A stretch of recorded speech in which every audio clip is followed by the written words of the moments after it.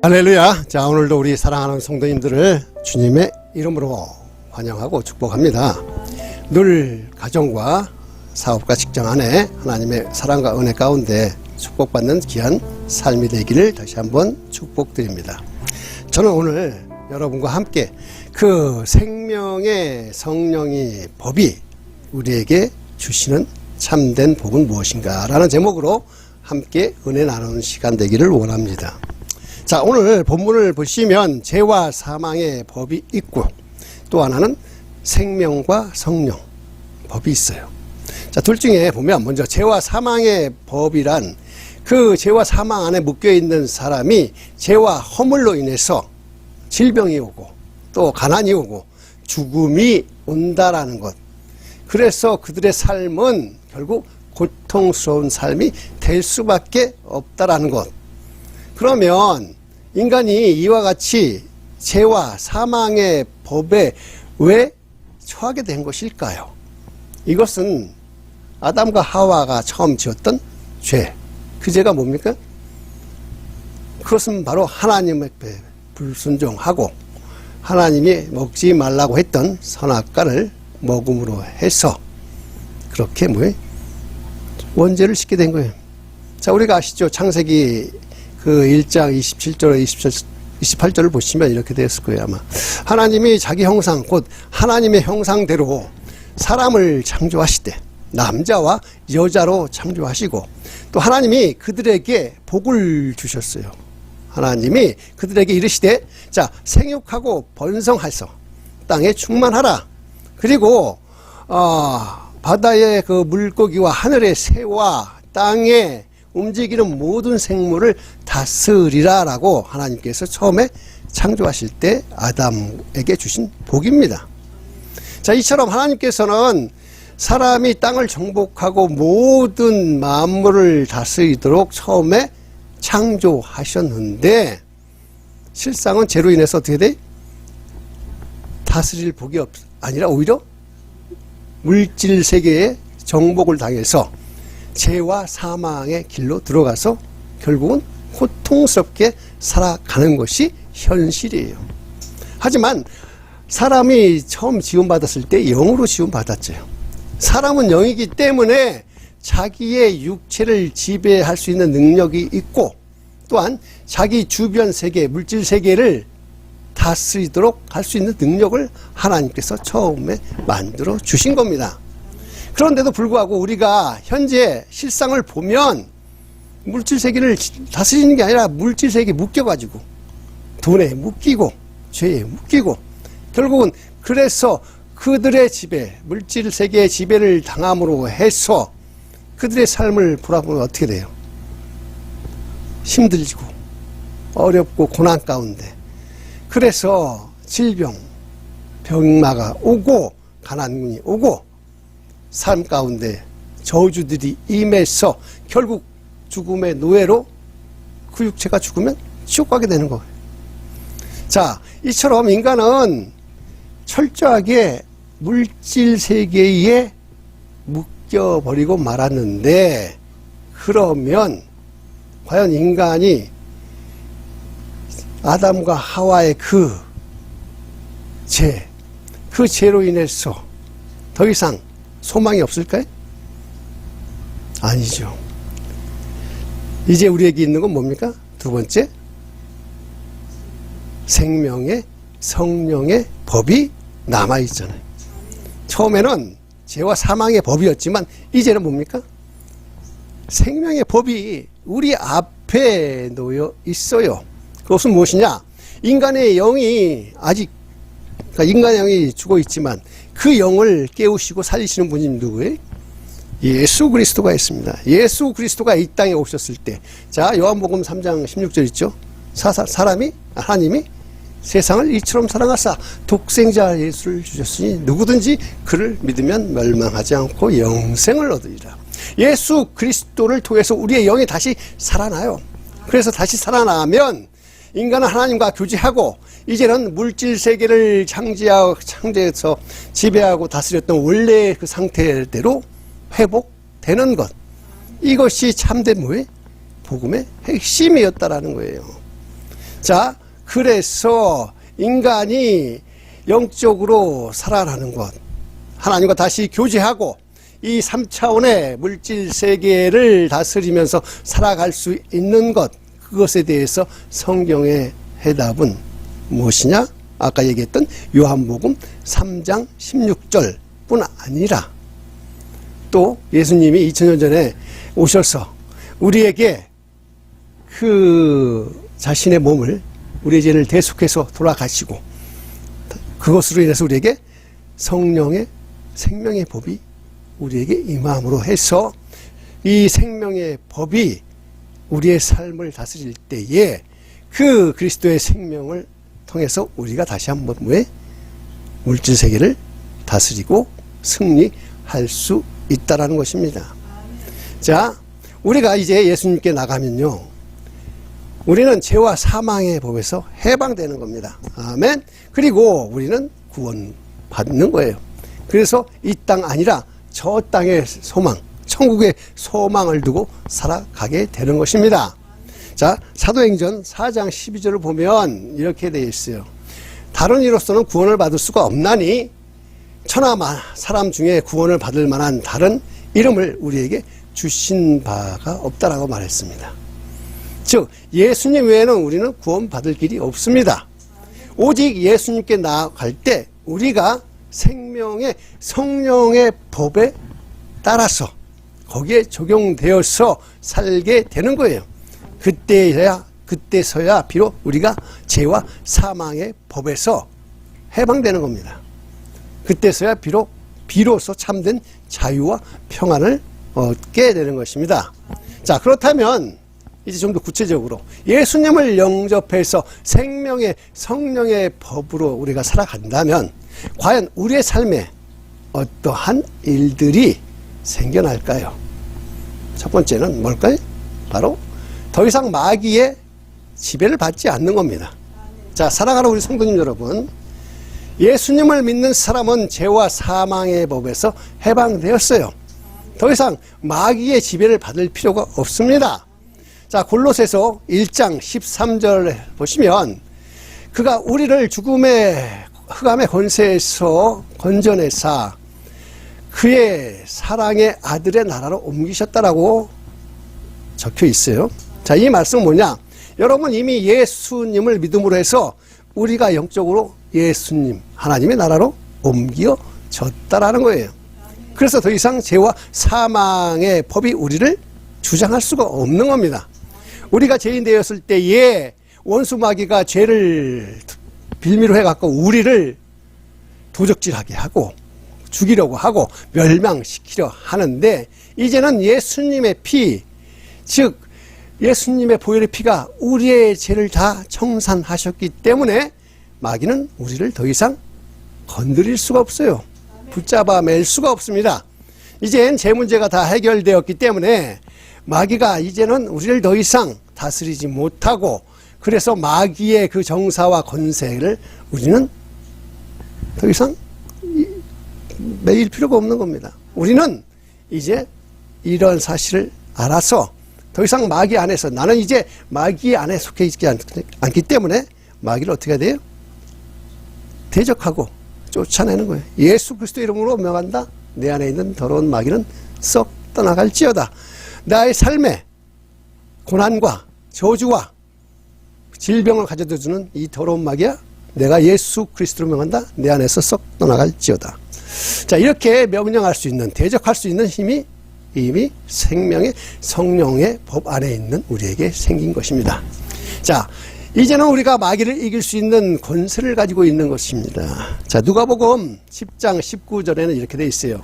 내가 너희에게 뱀과 전갈을 밟으며 원수의 모든 능력을 제어할 권능을 주었으니 너희를 해할 자가 없느니라. 예수님께서 이미 우리에게 2000년 전에 주셨던 거예요. 주님께서 우리에게 뱀과 전갈을 밟으며 원수의 모든 능력을 제어할 권세를 이미 주셨던 것입니다. 육체적인 힘이 없어도 권세를 가지고 있는 사람은요, 말만 가지고도 얼마든지 움직이고 다스릴 수 있는 힘이 있는 것입니다. 예수 그리스도의 그 이름의 능력이 얼마나 큰지 우리가 사용해 봐야 아는 거예요. 아담의 타락으로 말미암아 인간은 영적으로 죽었기 때문에 영적인 세계에 대해서는 전혀 깨달았지 못했던 과거. 그렇지만 영적으로 죽어있던 그 상태에서 우리가 어떻게 돼요?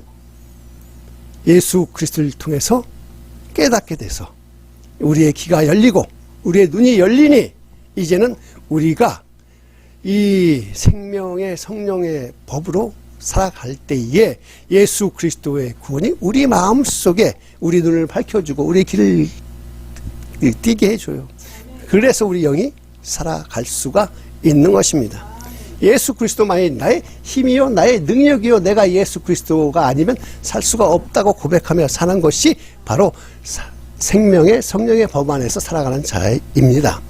자, 고린도전서 12장 3절을 보시면 이렇게 되어 있습니다. 자, 그러므로 내가 너희에게 알리노니 하나님의 영으로 말하는 자는 누구든지 예수를 저주할지라 하지 아니하고 또 성령으로 아니하고는 누구든지 예수를 주시라고 할 수 없다라고 말합니다. 즉 아무리 죄를 짓고 불의하고 추악하며 버림을 받아야 할 그러한 인간들, 마땅한 인간들이 자기 죄를 고백하고 예수를 구주로 모시고 예수님이 나의 주님이십니다라는 것을 시인하며 살아갈 때에 성령님은 우리 안에 역사를 일으켜요. 성령의 역사가 내 죄를 용서하시고 우리를 하나님 앞에 의롭다 함을 얻고 성령이 그 영혼 속에서 함께 거하게 되는 것입니다. 자, 어느 누구도 성령으로 말미암지 않고는 예수님을 주라고 할 수가 없는 겁니다. 그래서 예수 그리스도를 나의 구주라고 말하는 사람마다 그 안에 성령님이 작동하고 있는 그것이 바로 증거라는 거예요. 성령으로 말미암지 않고는 하나님을 아버지라고 부를 수도 없고 성령으로 말미암지 않고는 정말로 우리의 육신을 이기고 신령한 신앙생활을 살아갈 수도 없는 것입니다. 자, 그러면 두 번째, 우리가 성령의 법 안에 있을 때 우리한테 생기는 일들이 뭐예요? 두 번째는 우리의 영과 혼이, 우리 육신이 건강해지는 거예요. 자, 인간은 에덴 동산에서 영혼도 자유롭고 마음도 자유롭고 육신도 모든 것이 자유로웠어요. 원래가. 그런데 그들이 죄로 인해서 쫓겨나고 나니까 그들은 이제 타락해서 온갖 죄와 사망과 어둠 속에서 마귀한테 눌리면서 살아갔습니다. 그러다 보니 병도 들고 삶도 어두워지고 가난과 저주 가운데 살게 된 겁니다. 자, 그 요한일서 3장 3서 1장 2절 아주 유명한 구절이죠. 그것은 뭐죠? 사랑하는 자야, 내 영혼이 잘됨과 같이 내가 범사에 잘되고 강건하기를 내가 간구하노라. 자, 이 말씀 정말로 이 복된 말씀, 누구든지 예수를 믿기만 해라. 그러면 죄로 죽었던 우리의 영혼이 다시 살아나기만 하면 아까도 얘기했던 듯이 뭐에? 이 땅을 다스리며 살아가는 영혼의 축복을 받게 되는 겁니다. 이 영혼의 축복은 예수님을 내 구세주로 영접하고 그 순간 우리가 더 이상 죄와 사망의 사람이 아니라 거기서 해방되어서 예수님의 생명으로 거듭나서 우리에게 영생이 부어지고 우리가 잠시 이 땅에 있다가 갈 영원한 천국에 가게 된다는 것, 영원히 천국에서 거하게 된다는 것을 깨닫는 것입니다. 그리고 영혼의 축복을 받고 나면 그 다음 뭐가 와요? 범사의 축복이 오게 되는 것입니다. 자, 영혼이 잘 되면 우리가 이제 더 이상 염려, 근심, 걱정에 사로잡힐 필요가 없어요. 그러다 보니까 부정적인 생각은 사라지고 긍정적인 생각으로 살아갈 수가 있다 보니까 긍정적인 삶 가운데 긍정적인 생각과 긍정적인 꿈과 긍정적인 마인드로 살아가다 보니까 묶여있던 모든 문제들이 풀려지는 것입니다. 자, 마태복음 6장 31절을 보시면 이렇게 나와 있습니다. 그러므로 염려하여 이르기를 무엇을 먹을까, 무엇을 마실까, 무엇을 입을까 염려하지 말라. 자, 우리의 영혼이 잘 되면 염려, 근심, 걱정은 다 떠나가고 우리에게 이젠 무엇이 올까요? 하나님의 은혜 가운데 주시는 기쁨과 축복이 우리 삶을 다스리게 된다는 거예요. 마태복음 6장 33절에 그런즉 너희는 먼저 그의 나라와 그의 의를 구하라. 그리하면 이 모든 것을 너희에게 더하시리라. 자, 우리 영혼이 잘 됩니다. 그리고 우리가 절대 긍정으로 우리의 삶의 절대 감사로 살아가니까 아무리 힘들고 어려웠던 일들이 다가와도 우리는 긍정의 힘, 긍정의 마인드 생각으로 주님 앞에 감사하게 되고 주님 앞에 주님 앞에 감사하게 되죠. 삶이 기뻐지고 그러다 보니 우리의 삶 가운데서 정말로 저주와 여러 가지 문제, 어려운 문제들이 떠나가고 우리 영혼이 잘 되니까 범사가 잘 되는 일들이 생겨나게 된다는 것입니다. 그리고 그 다음에 오는 것 뭐예요? 바로 건강의 축복이라는 것입니다. 자, 우리가 건강해야 주님의 일도 할 수 있죠. 자, 60세, 70세 지나면요 몸은 금방 노화됩니다. 60세도 아직 창창한 것 같죠. 70세도 돼도 똑같을 것 같죠. 시간 지나면 70 지나고 80 지나면 자기도 모르는 사이에 육신은 쇠해질 수밖에 없어요. 그러니 쇠할 때 어떻게 주님의 복음을 전할 수 있습니까? 건강해야 복음도 전할 수 있는 것입니다. 그래서 주님께서 주시는 이 건강을 가지고 온 세상을 다니면서 주님의 그 영광을 나타내면서 복음을 전하는 것, 이러한 사역을 감당할 수가 있는 거예요. 귀한 사역을 감당하는 여러분 되시기를 다시 한번 주님의 이름으로 축원드립니다. 자, 그리고 예수님의 그 공생의 기간을 보면요, 예수님의 사역 가운데 정말 절반 이상, 거의 3분의 2가 보면 뭐였냐면 병든 자를 고치는 사역을 하셨어요. 마태복음 4장 23절 24절에 이렇게 나와요. 예수께서 온 갈릴리와 두루 다니시며 그들의 회당에서 가르치시고 천국 복음을 전파하시며 백성 중에 모든 병과 모든 악한 것을 고치시니 그의 소문이 온 수리아에 퍼진지라. 자, 예수님께 나간 자는 누구든지 예외 없이 다 고침을 받았습니다. 지금도 마찬가지입니다. 믿음으로 예수님께 나가기만 하면 우리의 영과 혼이 강건해지니 우리의 육신도 강건해질 수밖에 없어요. 질병에서부터 해방될 수밖에 없습니다. 자, 어제나 오늘이나 영원토록 동일하신 주님께서 2000년 전에만 그렇게 하시는 게 아니라 지금도 우리와 함께 하고 계시기 때문에 예수님의 그 병고침의 역사들이 지금 이 순간 이 자리에서도 일어날 수 있다라는 것입니다. 믿으시면 아멘. 자, 그가 찔림은 우리의 허물로 인함이요 그가 상함은 우리의 죄악 때문이라. 그가 징계를 받음으로 우리는 평화를 누리고 그가 채찍에 맞음으로 우리는 나음을 받았도다. 아멘. 자, 예수님의 십자가의 죽음은요 우리에게 이와 같은 놀라운 복을 갖다 주는 거예요.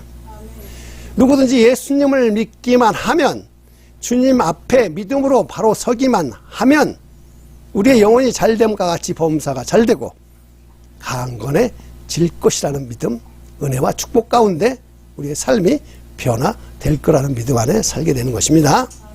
자, 그리고 아주 중요한, 우리가 생명의 성령의 법 안에 있을 때 우리의 삶이 어떻게 바뀌느냐?